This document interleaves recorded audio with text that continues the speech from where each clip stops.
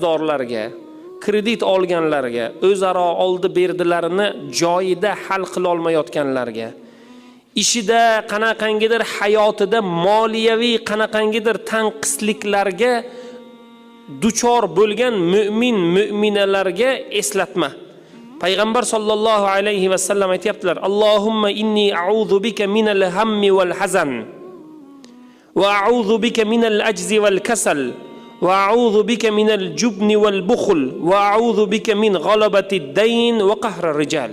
Buning ma'nosi: Allohim, sendan g'amdan va xafachilikdan panoh so'rayman.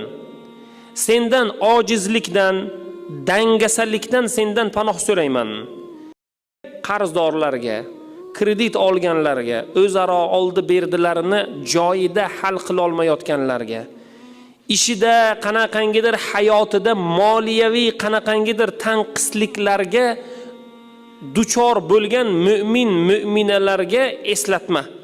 Payg'ambar sollallohu alayhi va sallam aytibdilar: Allohumma inni a'udhu bika minal hammi wal hazan va a'udhu bika minal ajzi wal kasal va a'udhu bika minal jubni wal bukhl va a'udhu bika min g'alabatid dayn va qahrir rijal.